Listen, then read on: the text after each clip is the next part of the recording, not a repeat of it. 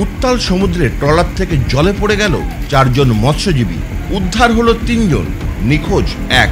জানা গেছে সমুদ্রের উত্তাল ঢেউয়ে ট্রলার থেকে পড়ে জলে তলিয়ে যান 4 জন মৎস্যজীবী। 3 জনকে উদ্ধার করা গেলেও এখনও নিখোঁজ 1 মৎস্যজীবী। সুন্দরবনের কেদো দ্বীপের কাছে এফবি মা অষ্টমী নামে একটি ট্রলার থেকে 4 জন মৎস্যজীবী সমুদ্রে পড়ে যায়। পাশে থাকা অন্য ট্রলারের মৎস্যজীবীরা 3 জন মৎস্যজীবীকে উদ্ধার করতে পারলেও 1 জন মৎস্যজীবী তলিয়ে যায়।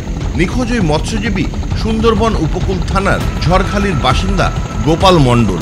ইতিমধ্যে মৎস্যজীবী সংগঠনের পক্ষ থেকে প্রশাসনের নজরে আনা হয়েছে বিষয়টি। খবর পাওয়ার পর গভীর সমুদ্রে ফের নিখোঁজ মৎস্যজীবীর খোঁজে তল্লাশি শুরু করা হয়েছে।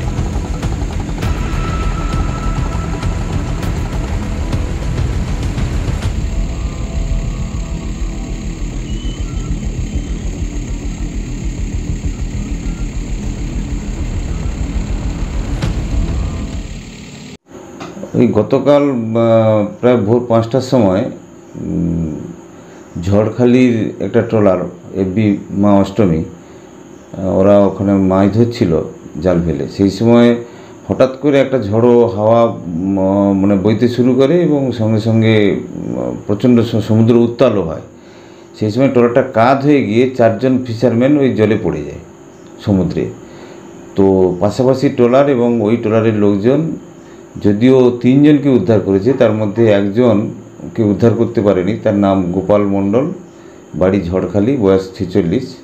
ওকে আজকেরও সারাদিন খোঁজাখুঁজি করেছে, গতকালও খোঁজাখুঁজি করেছে, এখনও পর্যন্ত পাওয়া যায়নি। আমরা সমস্ত মৎস্য দপ্তর এবং কোস্টাল পুলিশ, কোস্টগার্ড সবাইকে জানিয়েছি এবং আমাদের যেসব ট্রলারগুলো মাছ ধরছে তাদেরকেও ওয়্যারলেসে আরটিসেটের মাধ্যমে জানানো হয়েছে খোঁজখবর করার জন্য। কোথায় ঘটনাটা ঘটেছে?